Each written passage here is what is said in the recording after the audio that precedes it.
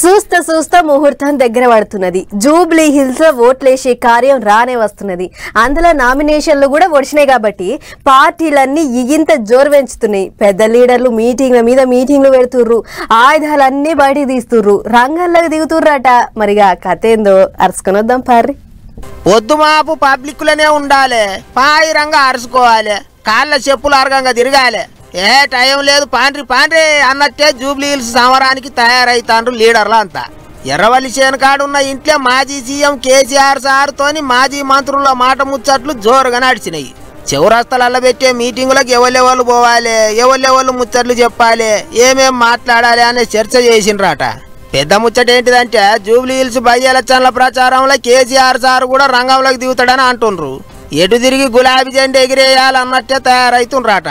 ఇంకో దిక్కు చెయ్యి పార్టీ తరపుకేంచి ఇప్పటికే మంత్రులంతా వాడలన్నీ సుడిపెడుతుండ్రు. సీఎం రేవంత్ సార్ కూడా రంగంలోకి దిగుతాడట.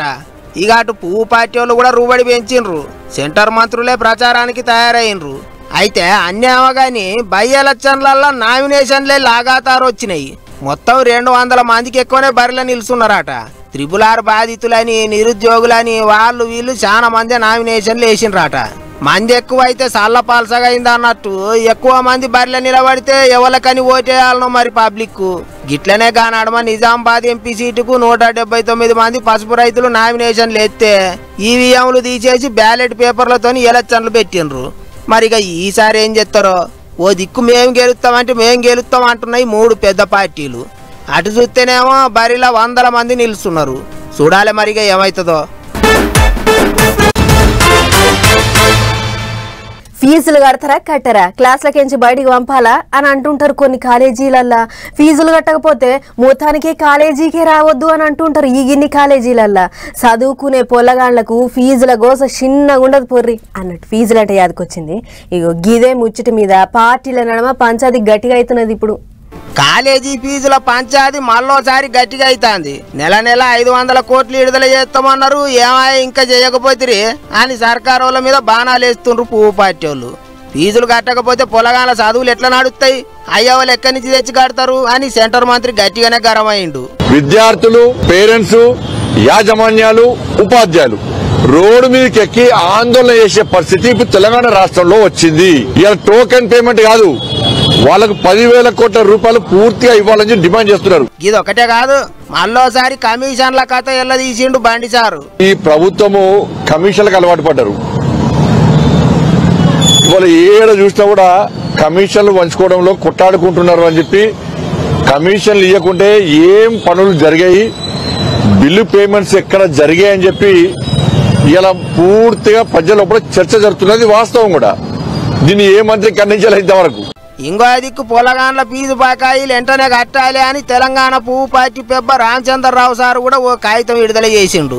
సెక్రటేరియట్ కాడ పంచాయతీ మోపు చేస్తాం అన్నట్టు హెచ్చరిక చేసిండు. ఇక అది అట్లుంటే పువ్వు పార్టీ వాళ్ళ ముచ్చట్ల మీద చెయ్యి పార్టీ లీడర్లు కూడా మంచిగానే మరలబడతాండ్రు. కమిషన్లు, విజిలెన్స్ అవన్నీ తాడు బొంగరం లేని ముచ్చట్లే అన్నట్టు కోపానికి వస్తుండ్రు. అన్యామా గాని మళ్ళోసారి సమ్మె చేస్తాం, బంద్ పెడతాం అంటుండ్రు ప్రైవేట్ కాలేజీల ఓనర్లు. టోకెన్లు ఇచ్చుడు కాదు, బాకీ మొత్తం కట్టాలి అని అడగనికే చూస్తుండ్రాట. మరిగా వాళ్ళని ఈసారి ఎట్లా చల్లగా చేస్తారో ఏమో చూడాలి సర్కారు వాళ్ళు. ఏమైనా పాత బకాయిలు చేయంగా పెద్ద పరిశానే వచ్చి పడ్డది పోయినరే అనుకుంటారు ఇప్పుడు అందరూ. 10వ తరగతి వరకు తెలుగు, హిందీ, ఇంగ్లీషు, లెక్కలు, సామాన్యం, సాంఘికం అని 6 సబ్జెక్టులు ఉంటాయి. 10వ తరగతి పరీక్షల 600 మార్కులు ఉంటాయి. ఒక్కో దాంట్లో 35 మార్కులు వస్తే పాస్ అయ్యి ఇంటర్ చదువులకు పోతారు. ఇక ఇంటర్ అంతా అలగలగ చదువులు, ఎంపీసీ, బైపీసీ అని ఇడగొట్టి చదువులు చెప్తారు. ఎవరికి నచ్చింది వాళ్ళు చదువుకుంటారు. కానీ ఏపీలో ఇప్పటి సంది ఇంటర్ చదువులు కూడా బడి చదువుల లెక్కనే అవుతున్నాయి అటనులా. అదేందంటారా ఈ వార్త చూడుర్రి, అర్థమవుతుంది. నజీబ్ అంటే ఆంధ్రాలో ఇంటర్ చదివేటి పోరలదే పోండ్రి. ఎందుకంటారా ఎంపీసీ వాళ్ళకు మ్యాథ్స్ ఏ, మ్యాథ్స్ బి అని, బైపీసీ వాళ్ళకు బాటనీ, జువాలజీ అని వేరు చేసి తీర్చి చదువులు చెప్పేడుతుండే ఇంతకు మునుపు. కానీ ఇప్పుడు అట్ట కాదు, అన్ని కలిపి ఒకటే చేసిరు ఆంధ్ర సర్కారు వాళ్ళు. అవు మరి 10వ తరగతి వరకు చదువుకున్నట్టే అన్ని కలిపి ఒక్క దాంట్లోనే చదువుడు, ఒక్క పారే పరీక్షలు రాసుడు.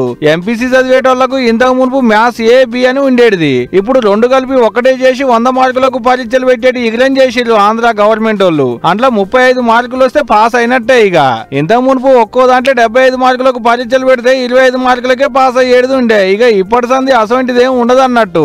ఇక బైపీసీ ముచ్చటకు వస్తే అందులో కూడా అంతే, బాటనీ జువాలజీలను కలిపి బయాలజీ అని పెట్టారు. మొదటి ఏడాదిలో 85 మార్కులకే పరీక్షలు ఉంటాయి, 29 మార్కులు వస్తే పాస్ అయినట్టే. అటు రెండో ఏడాదిలో 30 మార్కులు కావాలి పాస్ కావాలంటే. మరి మా సంగతి ఏందని రెండో ఏడాది చదివేటోళ్ళు పరేషాన్ కాకురి. మళ్ళా ఇది ఇప్పటికైతే మొదటి ఏడాది చదివేటోళ్ళకే, రెండో ఏడాది చదివేటోళ్లకు అంతా పాత పద్ధతులనే నడుస్తాయి పరీక్షలు. మరి ఫిజిక్స్ కెమిస్ట్రీ సంగతి ఏందంటారా, వీటిని ఎప్పటి లెక్కనే ఉంచారు కానీ కాకపోతే ఇంత మునుపు 60 మార్కులకు పరీక్షలు పెట్టేటోళ్ళు ఇప్పటి సంది 85 మార్కులకు పరీక్షలు పెడతారు. ఇంత మునుపు 21 మార్కులు వస్తే పాస్ అయ్యేటోళ్ళు ఇప్పుడు 29 మార్కులు రావాల్సిందే పాస్ కావాలంటే. ఆడిదంటకు ప్రాక్టికల్ మార్కులు కలుస్తాయి కాబట్టి అన్ని కలుపుకొని 1000 మార్కులు అవుతాయి అన్నట్టు. ఇక తెలుగు ఇంగ్లీష్ అంటే ఎప్పటి లెక్కనే వాటిని మార్చేది ఉండదు, మార్చడానికి కూడా ఏం ఉండదు. మళ్ళా అంటే సబ్జెక్టులు తగ్గించారు, మార్కులు పెంచారు అన్నట్టు. మళ్ళీ ఎప్పటికెంచో కాదు, ఏటికెంచే అమలుగా. ఇక ఇప్పుడు గీ ముచ్చటరికేటాలకు ఆంధ్రాలో ఇంటర్ చదివేటి పొల్లగల్ల సంబరమే సంబరం పోండ్రి కాదా. 10వ తరగతిలో చదువుకున్నట్టే అన్ని కలిపి చదువుకోవచ్చు, పురుసత్తుగా పరీక్షలు రాయొచ్చు అని వాళ్ళ సంబరం వాళ్ళది. మరి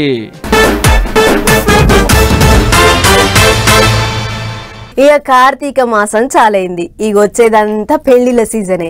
ఆడపిల్ల పెళ్లి పెట్టుకున్నోళ్ళుంటే చేతులున్న పైసలు తీసుకొని వాటి దంటకు ఇంకిన్ని అరువు అడుక్కొని బంగారం కొట్ల బాట పడతారు. గి ముచ్చటింటే అవు మరి బంగారం జర్రంత దయ చూపెట్టింది పబ్లిక్ మీద.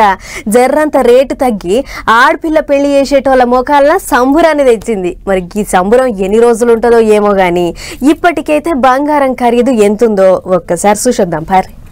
రైట్, గీ ముచ్చట పూరాగింటే ఇంట్లో పైసలు లేకున్నా పక్కింటి వాళ్ళు అక్కడ అరువాడికి ఉరికొస్తారు. ఏడికనుకుంటారు బంగారం కొట్టుకు. అవు బంగారం ధర తగ్గింది ఇప్పుడు. ఎంతో ఎరికేనా, సొక్కమైన తులం బంగారం మీద 13,000కు మీదనే తగ్గింది ఒకటే పాలి. ఇంకేముంది, ఇప్పుడు 24 క్యారెట్ల తులం బంగారం 1,21,000 అయితే 22 క్యారెట్ల బంగారం 1,11,500. అసలే ఇప్పుడు కార్తీక మాసం సురువైంది, పెళ్లిళ్ళు జోరుగా అవుతుంటాయి. ఆడపిల్ల పెళ్లి చేయాలంటే బంగారం కూడా బంగారం అయ్యేటట్టుందని రంది పెట్టుకున్న వాళ్ళకు చెవుల్లో తేనె పోసినంత చల్లడి ముచ్చట ఇది. కాకపోతే ఈ సంబరమే ఎంతసేపు ఉంటుందో ఏమో ఎవరికి తెలవట్లేదు. అవు మరి అంటే పెరుగుతుండే, అంటే తగ్గుతుండే. తగ్గుడు కంటే పెరిగిన ముచ్చట్లే ఎక్కువ ఉన్నాయి అనుకోరి, అదేలే ముచ్చట. గాని ఇప్పుడు బంగారం ధరలు తగ్గినాయి అనేటాళ్లకు దుకాణాల కాడికి లైన్లు కట్టిరు బంగారం ప్రియులు. అవు మరి పసిడి ధర మల్లెడ పెరుగుద్దు అని కొందరు కొంటుంటే ఏమో ఎంతో కొంత తగ్గింది సాల్ తీయాలి అని ఇగింత మంది అప్పులు తీసుకొని మరి బంగారం దుకాణాల గడపలు తొక్కబట్టిరి. ఇటు ఎండి కూడా అంతే, బంగారం రేటు తగ్గింది, నేను కూడా తగ్గకుంటే అందరూ బంగారం కెళ్ళనే చూస్తారు కావచ్చు, నన్నెవలుగా అంటారు అనుకున్నట్టుంది కావచ్చు. నిన్న మొన్నటి దానిక 2 లక్షలకు దగ్గర పట్లున్న కిలో ఏంటి ఇప్పుడు 1,50,000కే దొరుకుతుంది. మళ్ళా ఇప్పటికైతే జరంతా రేటు తగ్గింది. రేపు ఇగింత తగ్గితే బాగుండని సంబరపడుతుంది. కానీ ముందుగా మురిసినమ్మా పండగ గుర్తారు కదా అన్నట్టు ఒకటే పాలు రెండింతలు వెరగాలి చూసుకోరి మరి.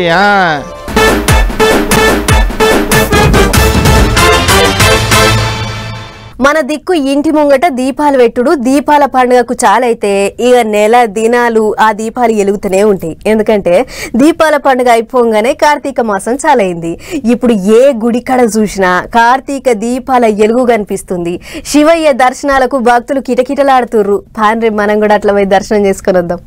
దీపాల పండుగ అట్లా ఒడిసిందో లేదో కార్తీక మాసం పూజలు చాలా అయినాయి. కార్తీకంలో ఆ ఎంకన్నను గొలిచినా మల్లన్నను మొక్కినా కోరిన కోరికలన్నీ తీరుతాయని గట్టి నమ్మిక. దీపం పెట్టి దేవుడా నువ్వే దిక్కంటే చాలు చల్లగా దీవిస్తారట దేవుళ్ళు. అందుకే ఏ గుడికాడ చూసినా భక్తులు కిటకిటలాడుతుండ్రు. కార్తీక దీపాల ఎలుగులతోని గుళ్ళన్నీ కలకలలాడుతున్నాయి, చెకచెక మెరుస్తున్నాయి. ఎప్పటికీ ఎక్కువనే ఉంటారు గాని కార్తీక మాసంలో ఇంకింత ఎక్కువైనరు ఎంకన్న దర్శనానికి పోయేటోళ్ళు. తిరుమల మొత్తం భక్తులతోని కలకలలాడుతున్నది. ఓ దిక్కు పొట్టు పొట్టు వాన పడుతున్నా సుతా భక్తులు బారులు తీరిండ్రు. దర్శనానికి జర ఆలస్యమే అవుతున్నదట. ఇక అటు శ్రీశైలం మల్లన్న సన్నిధి కూడా దీపాలతోని వెలిగిపోతున్నది. ఒక్క ఎంకన్న మల్లన్న క్షేత్రాలే కాదు, అన్ని దిక్కుల పబ్లిక్ నస్కుల గంగతానాలు చేసి గుడి మెట్లు ఎక్కిండ్రు. దీపాలు ముట్టించి పబ్బతి పట్టిండ్రు. శివయ్యకు అభిషేకాలు చేసిండ్రు.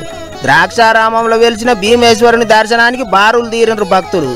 ఇక అన్ని దిక్కులేమో గానీ సరిగ్గా కార్తీక మాసంలోనే సర్కారోళ్ళు గుడిని ఎలుగుల చేసే పనులు చాలు చేసేటాలకు యములాడ రాజన్న భక్తులకు మనసు నెమ్మలం లేకుండా అయింది. ఇప్పుడు రాజన్న మొక్కులన్నీ భీమన్న గుళ్ళె చెల్లించుకోవాలని చెప్పేటాలకు కోడెలు పట్టుకొని భీమేశ్వరుని చుట్టే తిరుగుతాండ్రు భక్తులు.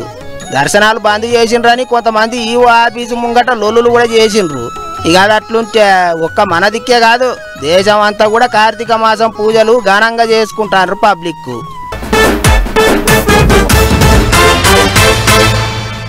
దసరాకు మందు పొట్టు తాగిర్రు. సర్కార్కు ఎప్పటికంటే ఇగింత ఎక్కువనే ఆమ్దాని వచ్చింది. దసరా వెళ్ళిపోయినాక మళ్ళా 20 రోజులకే దీపావళి పండుగకు కూడా మస్తు అమ్మకాలైనాయి. కాకపోతే మందు కాదు, ఈసారికి తీయటి మిఠాయిలు.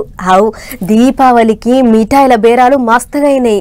ఒక్క స్వీట్లే కాదు లో, దీపావళి ఆఫర్లల్లా అన్నిటి మీద మస్తు బేరాలు నడిచినాయట. ఏదేది ఎంతెంత అమ్ముడు పోయింది, దేని మీద ఎంత ఆమ్దాని వచ్చిందో అంతా ఒక్కసారి చూసేద్దాం పారి.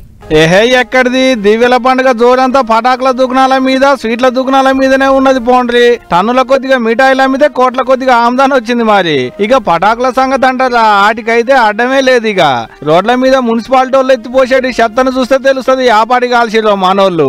బండ్లు బట్టలు బంగారం సామాన్లు అన్నింటి మీద ఫుల్ ఆమ్దాని. దివ్యల పండుగ అంటేనే ఆఫర్ల పండుగ, అందుకనే సగానికి సగం ఆఫర్లు పెడితే ఎగబడి కొన్నారు, వ్యాపారుల గల్ల పెట్టెలు నింపారు. ఈ ఏడాది దీపావళి పండుగ గోలిగా 1100 మెట్రిక్ టన్నుల మిఠాయిలు అమ్మితే 46 కోట్ల బేరం నడిచింది. పోయినేడు ఉత్త 725 మెట్రిక్ టన్నుల మిఠాయిలే అమ్ముడు పోయినాయి. 33 కోట్ల 48 లక్షల రూపాయల ఆమ్దానే వచ్చింది. పోయినేడుతోని చూస్తే ఈ ఏడు 38% వరకు ఆమ్దాని పెరిగినట్టే. మరి ఇక టాటా మోటార్స్ కార్ల సంగతి అయితే చెప్పతరం లేదనుకోరాదు. నవరాత్రులకేంచి దీపావళి పండుగ వరకు 30 రోజులలోనే లక్షల బండ్లు రోడ్లు ఎక్కినాయి. వాటి మీద కూడా బాగానే ఆమ్దాని వచ్చింది కంపెనీ వాళ్లకు. ఇది నేనంటున్న మాట కాదు, కంపెనీ వాళ్ళు చెప్పిన ముచ్చటే. ఇంట్లో నేను కొత్తగా చెప్పిందేం లేదు, నా సొంతంగా రాసిందేం లేదు. ఇక సెల్ ఫోన్లు, కరెంటు పరికరాలు, 2 కిలోల బండ్లు, ఆన్లైన్ బుకింగ్లు, ఫ్లిప్కార్ట్లలో బుకింగ్ చేసుకునేటోళ్ళు బొచ్చడు మంది. బాంబులు పటాకుల ముచ్చట్లకు వస్తే పోయినేడు కంటే ఇంకో 25% పెరిగినాయి బేరాలు. మరి పెరగదా? 3 వద్దుల సంది దుకాణాల పొంటి కొనుడేనాయే, రోడ్ల మీదకి వచ్చి కాల్చుడేనాయే. భూమి మీద తిరిగేటి భూచక్రాల కంచి చాలు చేస్తే మొగుల మీద మెరిసేటి రాకెట్ బాంబుల వరకు పొట్టు కొనుడేనాయే. అద్దం రాత్రి దనక పొల్లు కాల్చుడేనాయే. ఊళ్ళ పొంటి దుకాణాలు పెరిగే, అమ్మేటి వ్యాపారులు పెరిగే, కొనేటి పబ్లిక్ పెరిగే. గంతగానం కొన్నాక ఇక బేరాలు పెరగమంటే ఎందుకు పెరగవు, ఆమ్దాని రమ్మంటే ఎందుకు రాదు?